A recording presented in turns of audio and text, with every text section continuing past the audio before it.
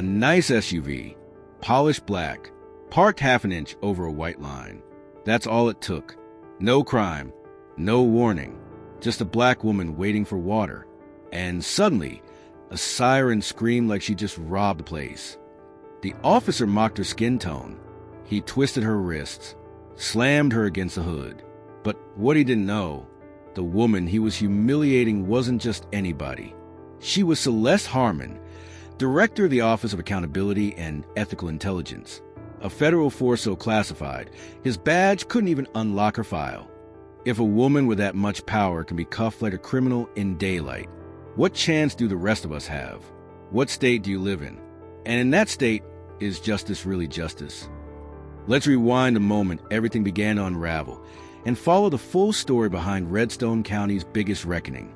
The black SUV glided silently across the Clearhaven supermarket parking lot, its polished surface gleaming like a mirror beneath the late afternoon sun. No sirens, no sudden acceleration. Just one tire barely crossing a white line as the driver stepped inside the store to grab a bottle of water. Less than 10 seconds later, a piercing siren shattered the calm. A patrol car tore onto the scene, skidding to a halt in front of the SUV with a sharp, reckless turn, like the final moment of a high-speed chase. Shoppers flinched. Some stopped, some pulled out their phones. No one knew what was happening. But in Redstone County, North Carolina, everyone understood. Being black behind the wheel was reason enough. Lieutenant Colton R. Maddox, 42 years old, stepped out of the cruiser with the gait of someone who'd long traded law for power. His eyes swept the SUV and landed on the black woman seated in the passenger seat. Her face was calm, her light brown skin glowing in the sunset, hair neatly pinned back, her ash-gray dress falling just below her knees. Nothing defiant, nothing suspicious. And that, more than anything, irritated him. He walked slowly toward the vehicle like he was approaching the scene of a felony. Then in a low, gravelly voice through the window, he said, "Nice car, but I'm not sure it suits your skin tone." The woman didn't flinch. She opened the door, gently brushing her skirt away from the dusty wheel well before stepping out. Her stance was upright, hands resting naturally at her sides, as if she were waiting for a question, one she knew wouldn't come. Colton squinted. He hated that composure. He lived for domination, for fear, for submission, for the flicker of panic in someone's eyes. But this woman, Celeste Harmon, 41, showed none of it. "License and registration," he barked, his voice sharp with warning. She responded, soft but steady, "I'm not driving today." I was dropped off and waiting for the driver to return from inside the store. No attitude, no defiance, just a clear explanation. But to Maddox, it landed like a slap. A black woman, holding her ground, looking him straight in the eye.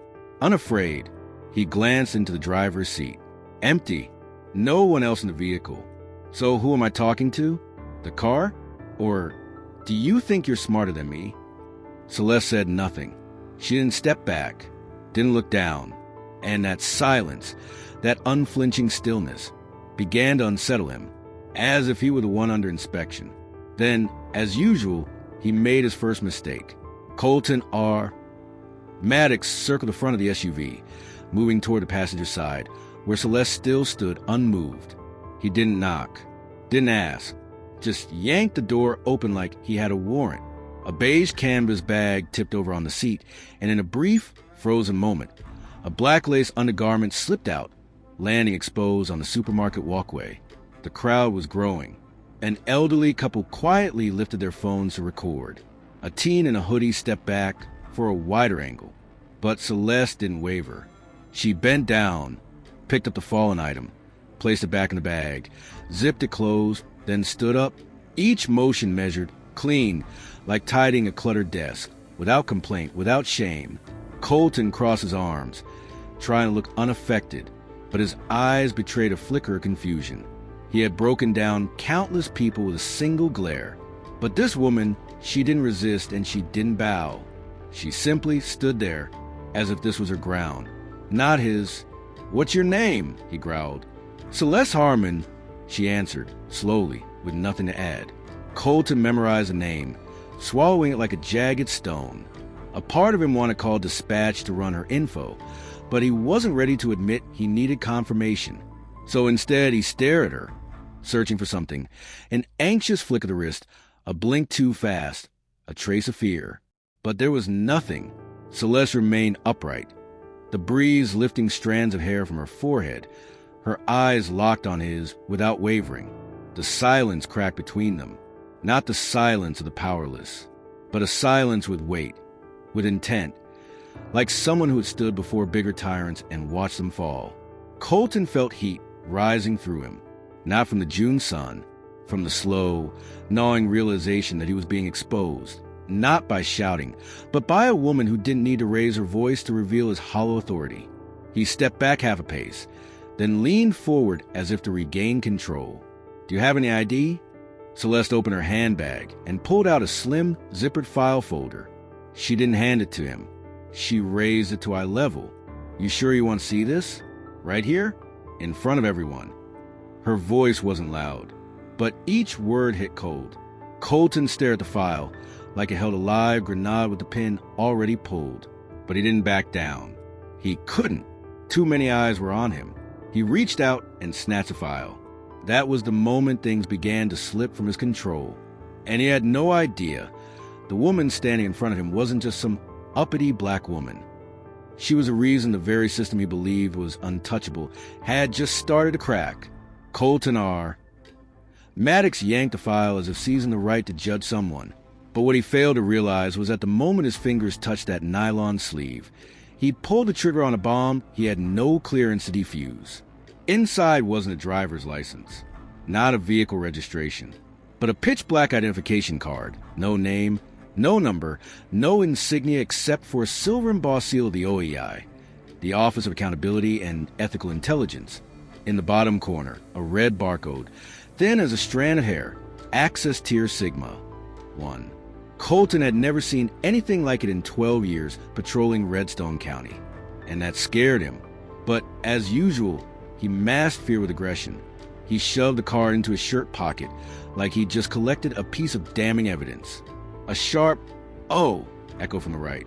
A middle-aged woman live streaming from beneath a tree near the store entrance tilted her phone higher. Her face wasn't angry, just surprised with a hint of disdain. "I've seen her on TV. You're digging your own grave, officer."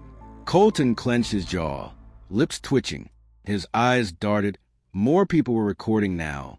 A young TikToker in a baseball cap and sunglasses mumbled into his mic, "Ladies and gentlemen, we have ourselves a cop Karen moment. Bro just messed with the queen." A little boy, maybe 6, tugged at his mother's hand and whispered, "Why is that man hurting her, Mommy? She didn't do anything wrong." Celeste still didn't say a word. And that silence, was what really rattled Colton. He felt like an actor playing tough in a show no one bought tickets to. Or worse, everyone was now live streaming, waiting for the train wreck ending. He turned sharply and motioned to his backup officer, Brennan Cade, stationed behind the patrol car. "Call it in. Report says suspect is non-compliant." "Suspect." Celeste tilted her head slightly, her voice low but cutting like steel across bone. "I'm not under arrest, and I haven't refused anything." Colton didn't answer. He did the only thing that made sense in his warped sense of control. He grabbed her wrist, twisted it, and slammed her against the SUV's hood.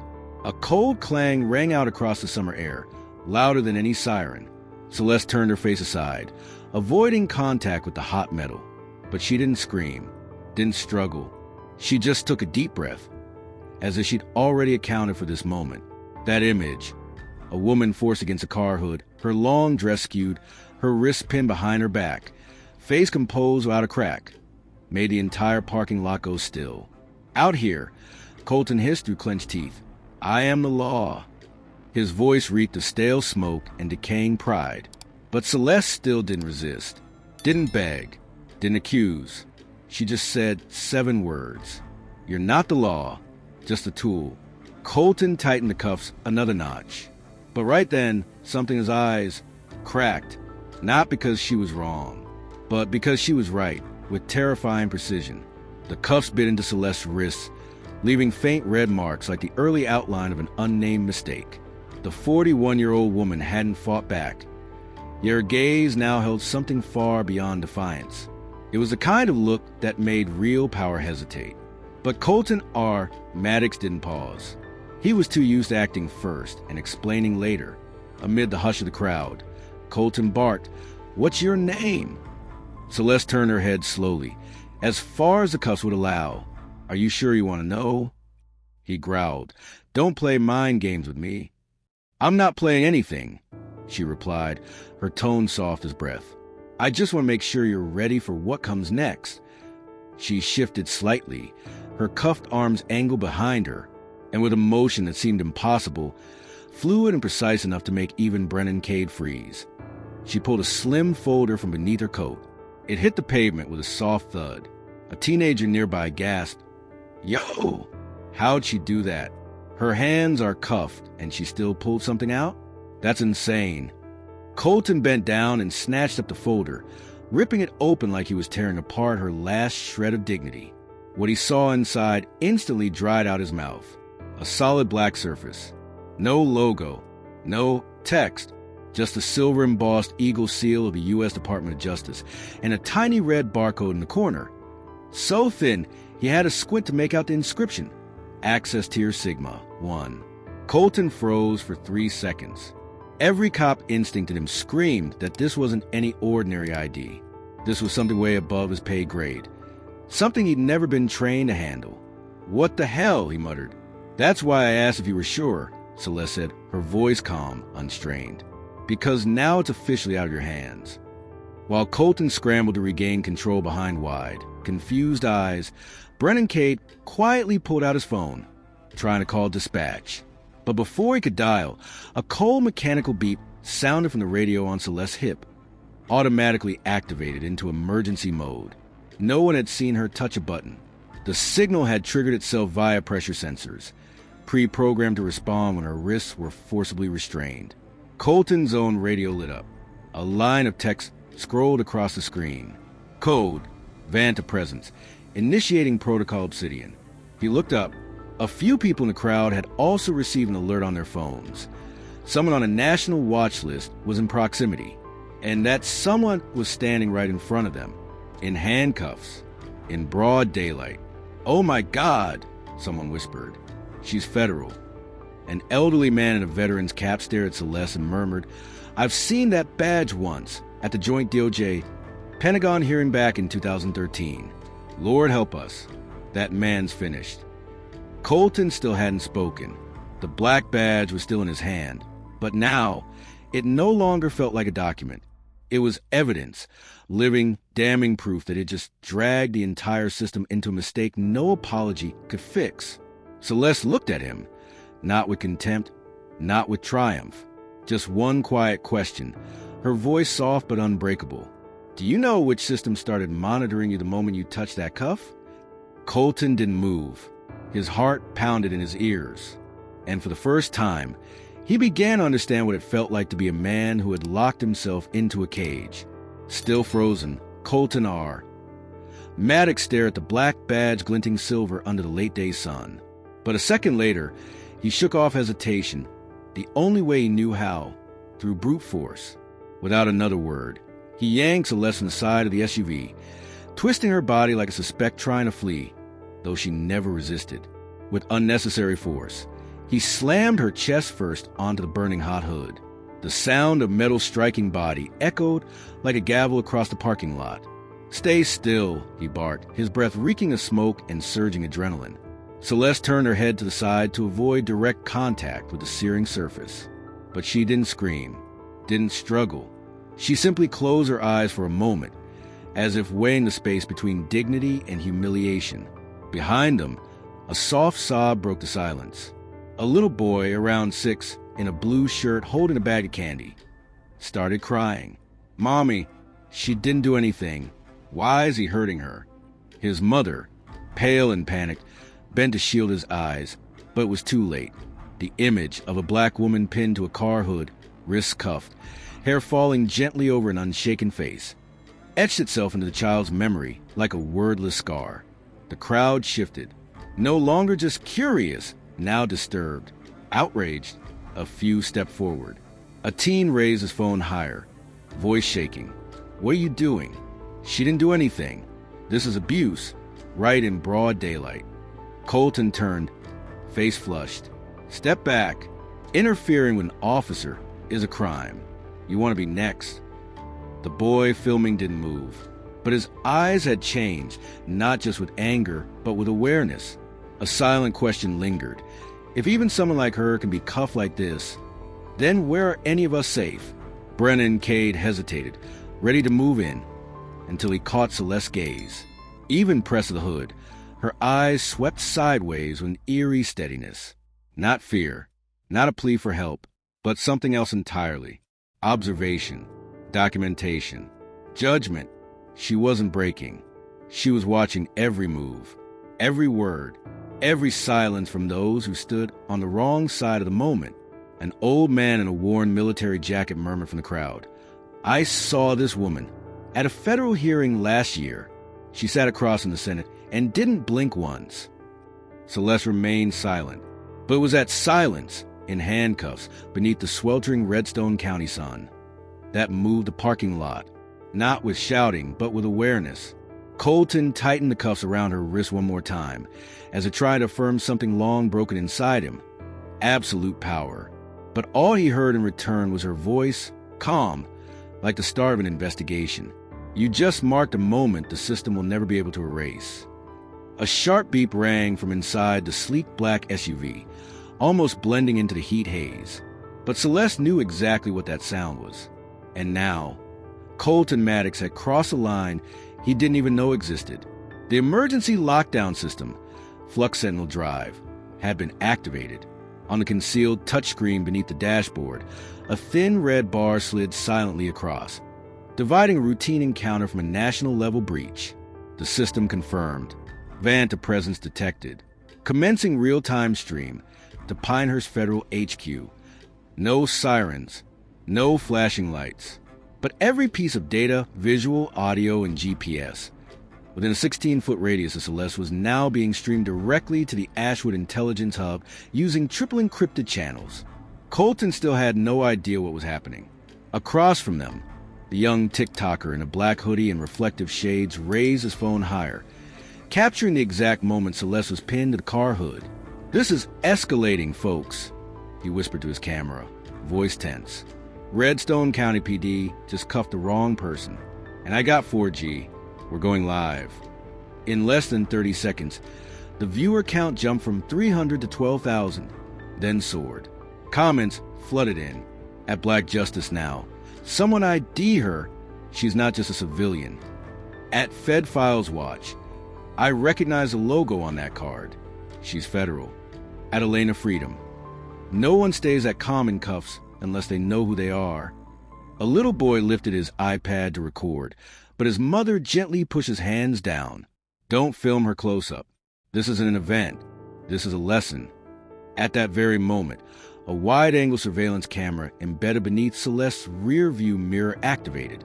The full view of the scene, patrol cars, officers, crowd, every visible face, was being archived in an encrypted drive built into the car's core. 3 copies were instantly made.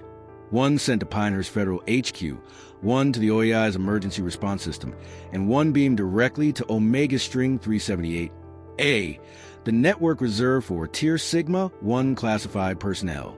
Colton Maddox turned around and saw far too many phones pointed at him. He barked, "Turn off those live streams. This is an administrative checkpoint."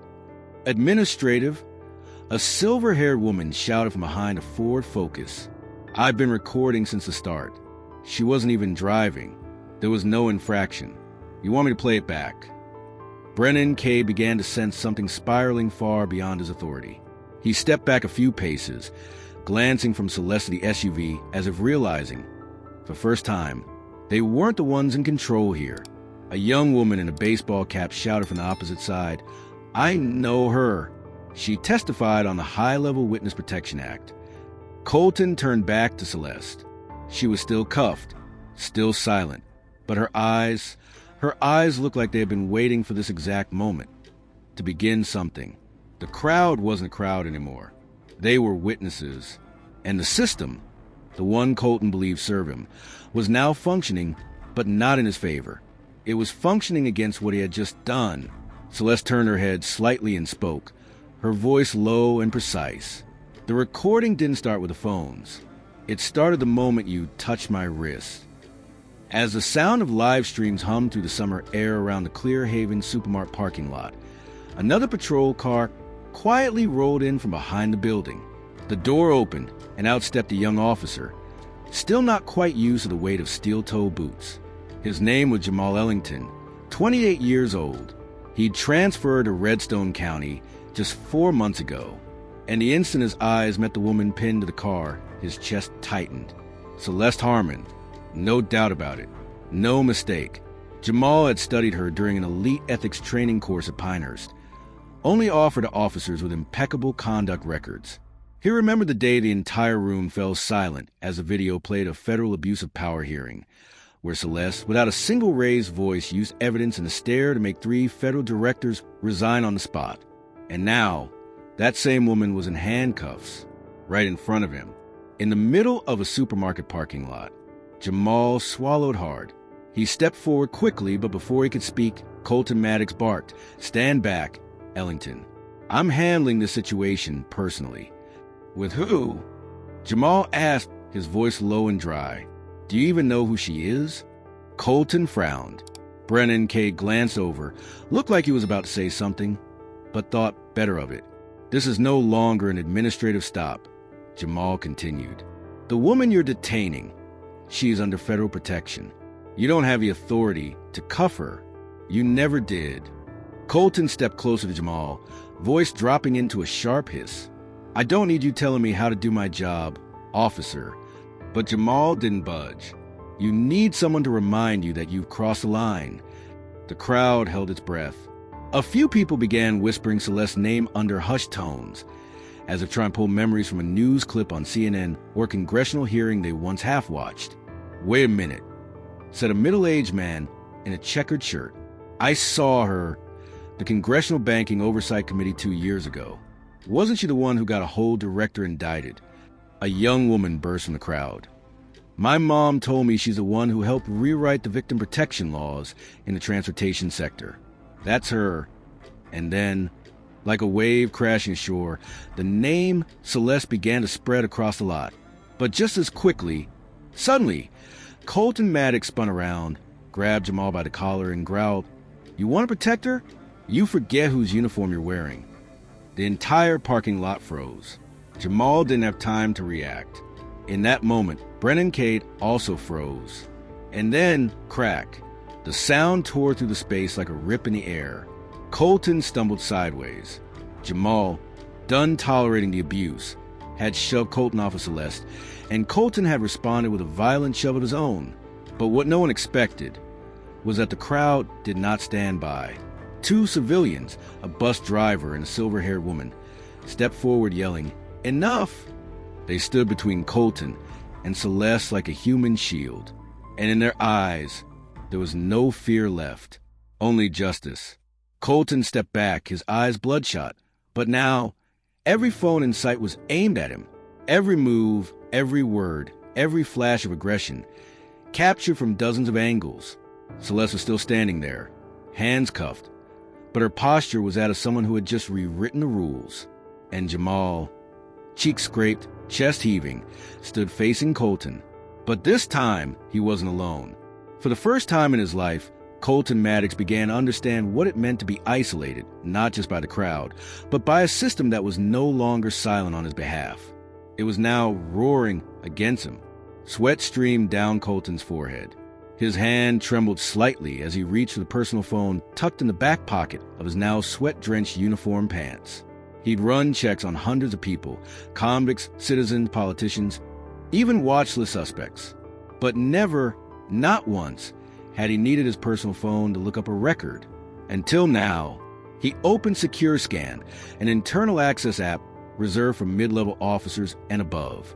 Every letter he typed felt like a blade pressing into his chest. CLESD, HERMON. He tapped confirm search. The screen spun for 3 seconds. Then a line of red text appeared, large, bold, unmoving. But it hit like a punch to the gut. Access denied, tier Sigma, 1 clearance required. Colton's eyes widened. His throat dried up. He tried again, this time to the backup database line, bypassing the main system. He input his personal access code, swiped through the biometric scanner. Same result. A new line appeared. Restricted record. Override attempt logged. Then, a soft vibration from his phone. A small, automated voice played from the speaker. Unauthorized query recorded.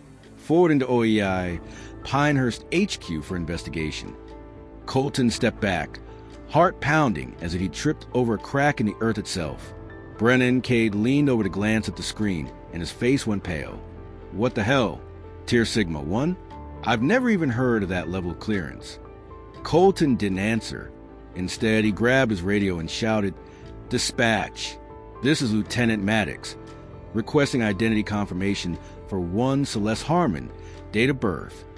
A cold, automated female voice cut in immediately. Request denied. Query has been rerouted to the Federal Verification Center. All related actions are now under jurisdiction of the Ashwood Intelligence Hub. Colton froze. No one, not even Sheriff Aldridge, had clearance for Tier Sigma 1. He had heard of it once during an interagency training session. Classified access reserved only for federal operatives involved in joint operations with top-tier intelligence agencies. Jamal Ellington stood just a few steps away, his face visibly shaken. "You can't access her file. That means she outranks anyone in this county." Brennan Cade stammered. "You mean even more than Sheriff Aldridge?" A woman in the crowd blurted. "She testified in front of the Flux Transparency Committee last year. They mention her by name on C-SPAN." Colton Maddox didn't respond. He stared at the screen, where the words "override attempt log" remained, an unerasable digital scar, evidence of the mistake he had just made. Celeste still said nothing, but in her eyes now, the calm was gone. In its place was the quiet recognition of someone who had helped build the system from within, and now watched it respond precisely as she had designed it to. A heavy thud sounded from the far end of the parking lot, like gravity slamming into the pavement. All eyes turned. A matte black SUV with no plates pulled smoothly next to Celeste's vehicle. The rear door swung open. Out stepped a man in a crisp black suit, his tie sharp like a blade. His face was unreadable, but his gaze swept across the scene like a laser, scanning the space, the tension, and every trembling face trying to make sense of it all. He didn't introduce himself. He didn't need to. From his inner pocket, he produced a sleek black wallet and flipped it open, just long enough for sunlight to catch the gold lettering inside. Federal Special Operations Coordinator, OEI. In that glint of reflected light, the entire lot fell into silence. Colton Maddox gulped and took half a step back, instinct overriding pride. The man didn't even glance at him. He walked straight to Celeste, eyed the cuffs locked tightly around her wrists, and spoke with a voice so deep and authoritative it silenced all hesitation. "Remove the cuffs." Colton didn't move. Brennan Cade stood frozen. The air was suddenly still and brittle. The man repeated more slowly, each word etched like commandment. "Remove the cuffs, and bow your head when she walks away."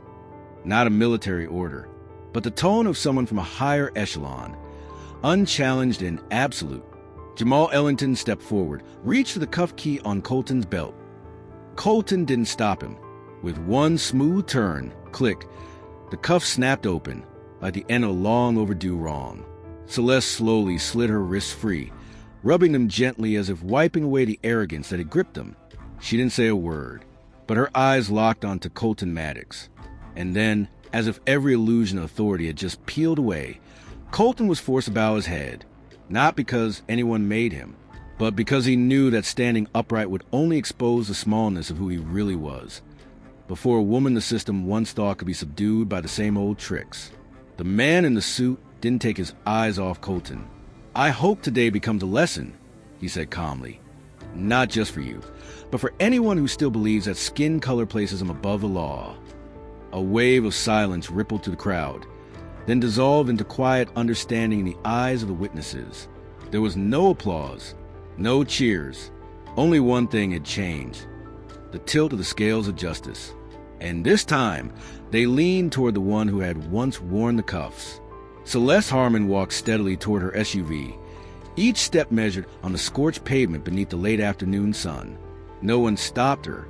No one dared breathe too loud. The man in the black suit had already returned to his vehicle. No further words needed. His mission had ended the moment Celeste's eyes met Colton Maddox's. And without speaking a word, he knew he hadn't come to rescue her. Celeste opened her car door, but before stepping in, she turned around. Her gaze still held no anger, no trace of tragedy. It was calm, so calm it was terrifying. The crowd remained silent. Jamal, Brennan, even the child who had once sobbed now looked on, quietly. Colton Maddox stood frozen, head bowed, fists clenched, his face flushed red. Whether from shame or fear, no one could tell. He mumbled something, but it came out as a stammer, an unnecessary sound in the metallic stillness of this moment. Celeste tilted her head slightly, her voice ringing out, clear, level, not loud, not sharp, but slicing the silence like a pin against glass. "You thought they came to save me?" She paused, locking eyes with Colton. "No, they didn't come for me. They came to save you." Silence. One sentence. A velvet-covered blade. And Colton Maddox collapsed internally, like a man staring into a mirror that finally showed him what he was. It wasn't a victory. It wasn't vengeance. It was truth. And truth, when delivered with patient silence, weighs heavier than any indictment. Celeste turned away. No explanation. No speech. She didn't raise a fist. Didn't scream for justice. The fact that she didn't react the way they expected, that was what cracked the system. Her car pulled away from the lot, leaving behind more than an empty parking space. It left a void in the minds of everyone who had witnessed the moment, a silence they would carry with them. Jamal Ellington was the first to speak, his voice low and hoarse. "That's why I joined, for people like her." No one replied, but deep inside, everyone knew what Celeste brought wasn't rage. It was reckoning. Not because she shouted, but because she was silent when it mattered most. And from that day on in Redstone County, people began to look at handcuffs not just as tools, but as a question. Is justice truly applied to everyone or just a chosen few? Colton Maddox didn't return to the station that day. He sat quietly in his patrol car, parked alone at the far end of the lot, staring into the rearview mirror as if confronting a part of his past that had never truly left. There was no fire of authority left in his eyes, only something deeper, bitter. Outside, the sky turned to dusk. The light painted the ground red, like the blood of a past never cleansed. Inside the vehicle, Colton opened his phone, not to look up records, but to stare at an old photo, one from nearly 2 decades ago. A man in a judge's robe stood behind a courtroom podium, stern and cold. Raymond Maddox Blake. His father, Judge Raymond, had once been seen as untouchable in Redstone County. But 18 years ago, a 342-page investigation, packed with evidence of biased rulings, discriminatory remarks in court, and backdoor dealings with prosecutors, had ended his career. Leading that investigation, Celeste Harmon. Back then, she wasn't the director of OEI. She was just a young internal affairs coordinator at the DOJ, known for her integrity and unshakable endurance under pressure. She stood before the Federal Hearing Committee, citing evidence line by line, presenting restored audio files that her tech team had recovered from deleted archives. And now, the man standing stunned in a parking lot, hands trembling from a defeat he never saw coming, was the son of the man Celeste had once brought down. Colton had never wanted to be a cop. He'd admitted as much in his early psychological evaluations. But he had gotten in anyway, through favors, remnants of his father's old connections. He didn't join to protect. He joined for revenge, not against Celeste, but against the system that dare expose his father, dragging the Blake name from supremacy to stain. What he hadn't realized was that it would be the silence and unshaken poise of that same woman that would lead him down the exact path of corruption his father once walked. And this time, there was no one coming to save him from the truth. In Redstone, some had once believed justice was something you could bargain for. But today, In the eyes of those who had remained quiet for too long, a different lesson had been sown. That hatred carried too long doesn't destroy your enemies. It only devours the one who bears it. 3 weeks later, in a small conference room at the Ashwood Intelligence Hub, Celeste Harmon stood in front of a projection screen. No press logos, no audience rows, just a handful of selected individuals, internal supervisors, OAI coordinators, and 2 federal agents from Pinehurst. On the screen, a single line appeared: reactivation, Protocol Obsidian, Phase 2. Not a single person in the room mentioned the incident at Clearhaven Supermart. No one brought up Colton Maddox. He was now on indefinite suspension, awaiting investigation by an independent review board from Atlanta. But Celeste wasn't there to celebrate a victory. She was there to begin a silent cleansing, just as she always had. She hadn't given any interviews, hadn't appeared in the press, hadn't posted a single statement. The only thing she did was reopen 214 internal case files previously marked closed due to internal reasons. Cases dismissed for lack of evidence. Calls misrecorded. Community complaints buried at the bottom of filing cabinets. And she started from the inside, cross-checking reporting systems from Redstone, Clearhaven, and Elmswood, not just reviewing data, but tracing every revision, every login to the Flux system. Every discrepancy was documented. Every act of manipulation, going back as far as 5 years, was pulled into the light. At Pinehurst Federal HQ, a specialized team was formed to support her, but Celeste didn't give orders. She rebuilt the process from the ground up so that it wouldn't take a Celeste Harmon to force the system to confront its own rot. She didn't seek revenge. She didn't need to, because revenge belongs to the wounded. Reconstruction belongs to those who walk through fire and know that pain can't be erased by more pain. It can only be overcome through enduring justice. One afternoon, walking past the OEI headquarters in Denfield, Jamal Ellington, now serving as assistant coordinator for internal review, saw Celeste sitting on a stone bench outside the building. In her hand was a black coffee, unsweetened. No laptop, no case files, just the sunlight filtering through the trees and the woman who had forced an entire system to look itself in the mirror. He walked over and asked softly, "Why don't you stop? You've done more than enough." Celeste looked up, a faint smile brushing across her lips like a breeze. "Because if I stop, who will clean up what no one else sees?" It wasn't a complaint. It was a reminder that justice isn't the applause after a trial. It's the quiet work backstage. It's digging through dusty files everyone else ignored. It's not quitting, even when no one's watching, let alone honoring you. And in Redstone County, from what seemed like an insignificant traffic stop, an entire system had begun to change from the roots.